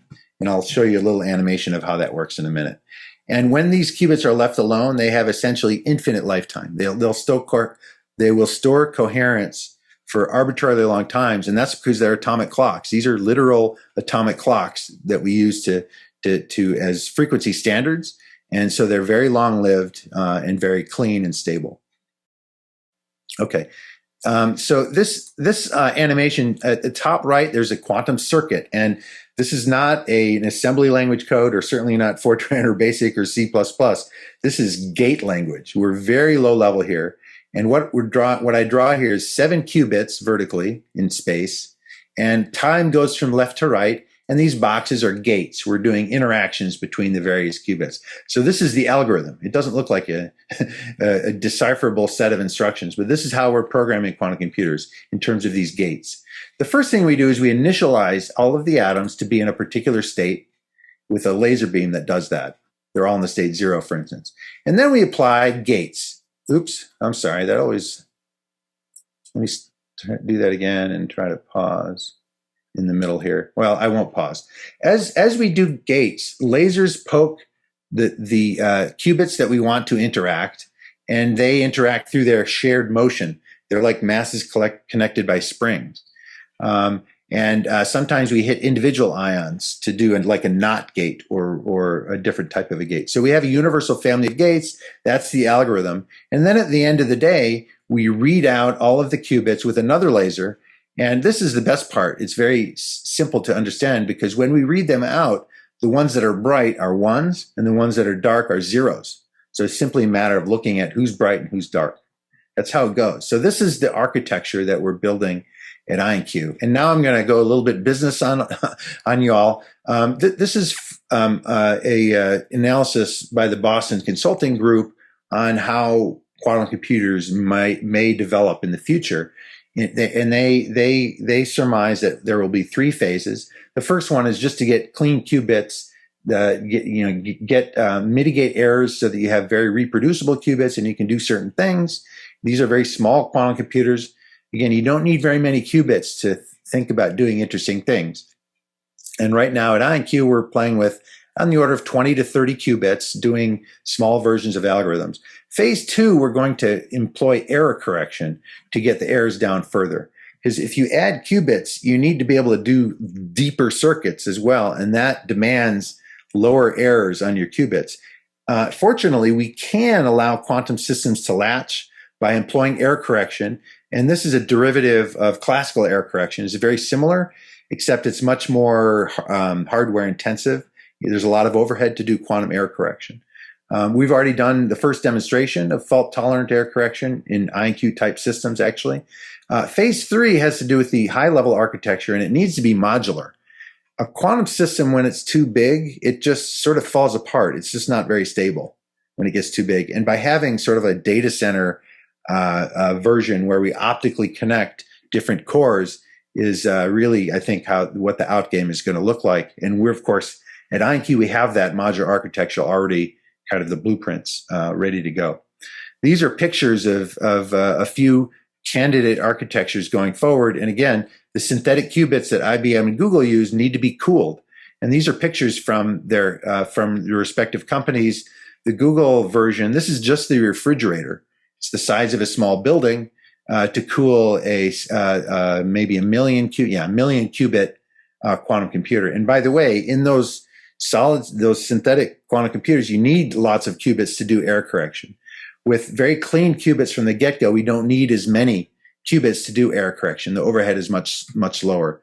This overhead means we only need 10 to 100 real qubits to have an error-corrected qubit, and this blows up to many thousands in other technologies.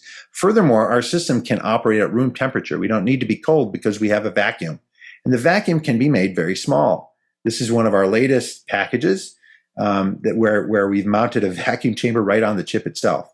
And of course, we need optical access, these laser windows, to allow laser beams to come in. So at IonQ, we're really, I think if you looked at our technology 10 years ago, you'd see a university lab that doesn't look very scalable. It looks like a university lab, and you need an army of students to run. But these things are experiments that are meant to be flexible. When you freeze the design of these optically controlled systems, we know how to make them smaller. I showed you this picture of the mini package. In the future, we look forward to blowing everything on a chip, integrated optical elements on the chip. And then finally, the end game is we have an architecture that will look like a data center where we can hook up many modules with simple optical fibers and existing optical switches. This allows full connectivity, even to scale. So this is a high-level architectural advantage that we haven't implemented yet, but we're looking forward to this in the next few years to be able to really scale up our systems. This is an example of close-up of some action at IonQ on one of those chips. This is a silicon chip, a micrograph of that. And we're loading one atom at a time. We do this in the morning to get the atoms in there. We wanted exactly 24. And when we get 24, they're glowing. These are individual atoms. They're kind of zigzag. That's okay. We're loading 24. We get 24. We stretch them out to align, refocus the optics, all automatically. Now we're ready. We have a register, a 24 qubit register to do algorithms. This is sort of how our systems work. And this system will last, this crystal will last pretty much as long as we need it. Okay. Now, our systems at IonQ have been put on commoditized cloud servers at AWS, Microsoft Azure, and more recently, GCP, Google Cloud Platform. And again, I can't overstress the modular architecture in the long run. We're not doing many of these technologies right now, integrated optical technologies, but we sort of know the path to doing that. And I show a picture of my colleague, Jung-Sang Kim here. He built the largest optical switch ever about 20 years ago. It has 1,100 input fibers and 1,100 output fibers. That's a MEMS device. We know how to make these. This didn't really make it to market.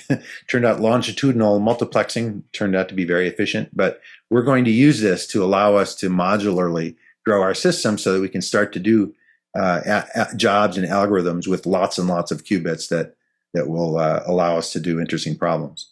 Now, closing up, I will note that a couple of the metrics in a quantum computer are the number of qubits, but also their purity. How many gates can you run before things fall apart? And this is a proxy for how noisy your gates are. You need both of them to improve. You can't, if you only have a few qubits, but you can do 1 million operations, who cares? It's not interesting. If you can only do a few operations, but you have 1 million qubits, also, who cares? You need to be able to do millions of operations on millions of qubits. And you can see the factoring problem is way up here. This is decades away, maybe more than 1 decade away.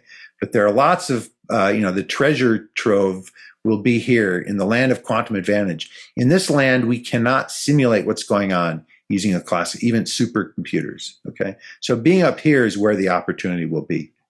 And I'll close by finally noting that quantum computing, I would be lying if I didn't say it was not overhyped. And you might argue that in the hype cycle, expectations over time, we might be near the peak. People tend to forget in this hype cycle that there eventually is expectations that are met by the technology. We have to survive a potential trough. And I want to make the case that quantum computers are already used right now for scientific purposes. They may not pay the commercial bills. It may not revolutionize drug discovery in some of these scientific use cases, but they're, like cosmology or understanding the thermodynamics of a black hole, right? That's not the basis maybe for a commercial entity, but I think it'll allow us to keep interested in building bigger systems for scientific use cases before companies can start to take over. And on my last slide, I just want to note that I'm at Duke University with several of us are kind of pioneers in this field, and you might recognize Robert Calderbank, who invented many of the wireless error correcting codes that we use today. He's also invented quantum error correcting codes. And Jungsang Kim, Ken Brown, we're building quantum computers at Duke that are sort of precursors to IonQ machines that will be used for science. And like high performance computing, we hope to employ co-design to be able to allow researchers to visit us and help us make the next generation that could be worked on for a particular type problem. Thanks for your attention. I look forward to the question session.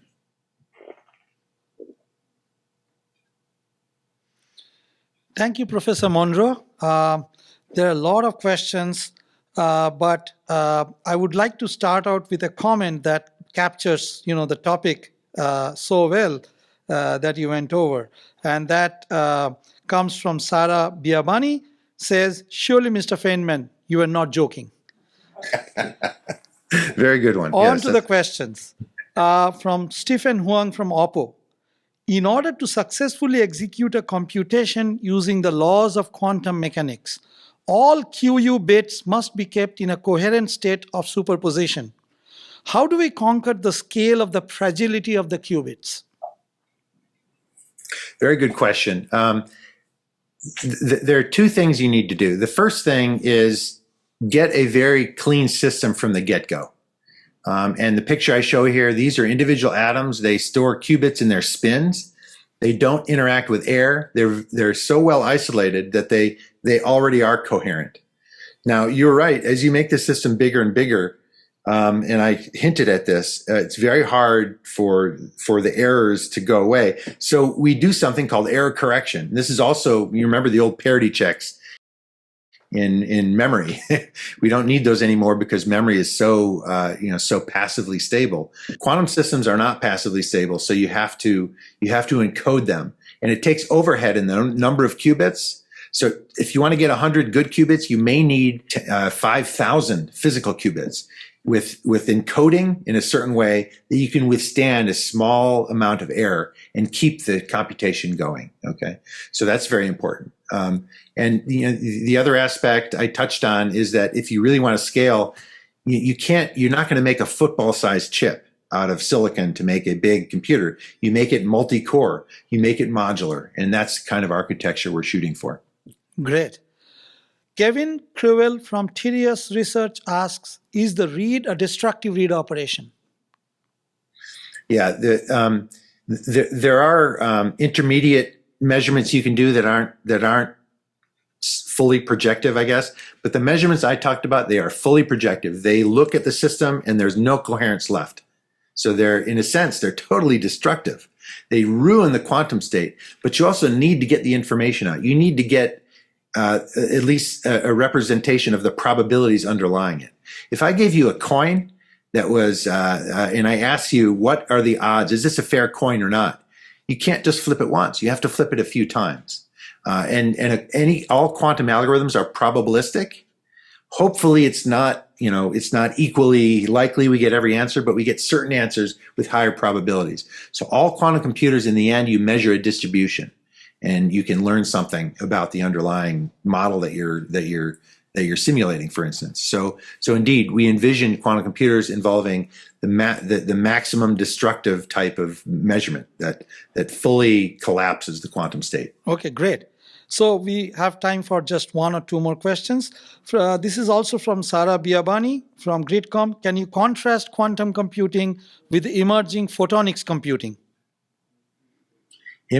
So I don't know much about photonic computing, but I know that there are models of classical photonic computing. And again, I'll say yes and no. I think no, fundamentally, it's a totally different model of computing. But the reason I want to add a little yes there is that the technology for single photons, when you send light through a fiber, you can actually send single photons and they're undisturbed. It's a great medium to transmit quantum information. So photonics, single photons are being considered as candidates for quantum computers, but it's not the same type of optical computing we knew from a few decades ago. I think that's what you were referring to. If not, I'd love you to reach out and tell me what I'm missing. Okay. Very good. So there are many questions, but I'll read one last one here because we are out of time already. Again, Kevin Crevel from Curious Research. IBM has a QuizKit programming framework. What are you doing for software? Oh my gosh, I would say there are probably more software engineers than atomic physicists at IonQ. So we build full stack quantum computers. This early stage in the development of the technology, you have to do that. We have to squeeze out every ounce of efficiency out of our system, and that means that we have to look at the gates for a particular algorithm and compress them. We need to develop our own compilers. And then at the top of that, we don't want users to know or care about laser beams or atoms or these chips. We just want them to be able to run systems. So we have to develop our own API, and we do. So we not only have this on cloud servers, as I mentioned, but we have targeted strategic partners that have particular problems. We work very closely with them. So yes,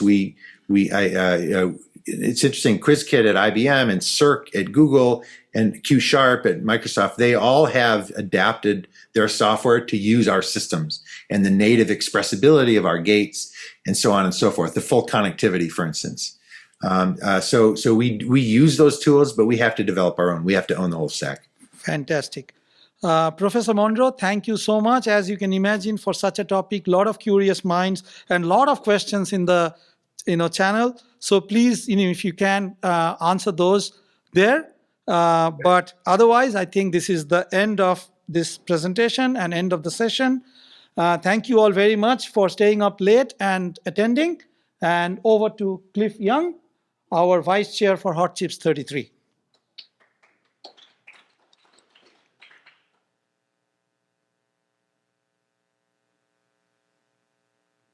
I'm on. Great. Testing. Thank you very much, Debjit, for a wonderful session and a set of intellectually really thought-provoking and deep talks. I really enjoyed each of those. I loved how physics ran through your entire session and how ultimately we as computer architects have had a wonderful 50-year run in our field, but at the bottom line, the things that we depend on come from physics and material science. Whatever the next form, the next Moore's law takes, it's going to come from our physics and material science colleagues. So watch this space. I think great things will happen. This concludes the technical part of Hot Chips 33. I have just a couple of administrative items, and then we'll be wrapping up. The first administrative item is please expect a survey from us about what you liked about Hot Chips 33 this year. We'll have a small lottery for the people who respond to the survey, and gift certificates will come to some subset of the people who fill it out. Secondly, also expect an email from the memorabilia people for Hot Chips 33. We'll be getting that to you in the next couple of weeks. And more generally, I think my job at the end of the conference is to express gratitude. First of all, to all of you for attending. We had around 2,000 registrations, just over 2,000 this year, which I think makes us the second largest Hot Chips in all of history, which is wonderful, especially at this time in the pandemic and with the world in its current state. I'd like to thank our speakers, who are the technical basis for this. Architects from all over the industry and academia and all over the world, indeed, come and tell us about their innovations in their own words and what made their problems hard and how they're contributing to make a better world. Perhaps less visible at Hot Chips, we have a wonderful staff of volunteers. We have an incredible production facility about 20 feet away from me, staffed by an army of people who are unbelievable at root causing how microphones work and getting video feeds to work, and another set of people working behind the scenes to keep our website up and tell us what's going on in Hot Chips and so forth. So thank you so much for all of your work. I feel like one of the funny things about Ian's and Elisa's and my role is we get to stand up here and look like we're taking credit for everybody else's work. What a wonderful job those people have done. And lastly, thank you to our sponsors who have made everything at Hot Chips easier this year. I hope everybody got a chance to work on the Intel puzzles. We have a wonderful set of sponsors who have made Hot Chips come to you this year. And lastly, we will be back in about a year. Hot Chips 34 is scheduled for Silicon Valley a year from now. I get a promotion to general chair for next year. Our hope, public health permitting, is to hold a hybrid in-person and virtual conference next year.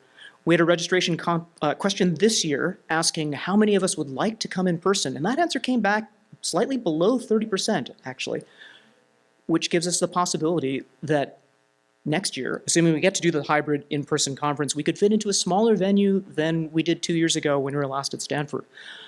I would love to hear your opinions about how that might work out, what that might look like. So please fill in the sections of the survey or write directly to chair@hotchips.org. And with that, thank you once again for attending. See everybody in a year, and may the next year be wonderful and much, much better than the past. Take care.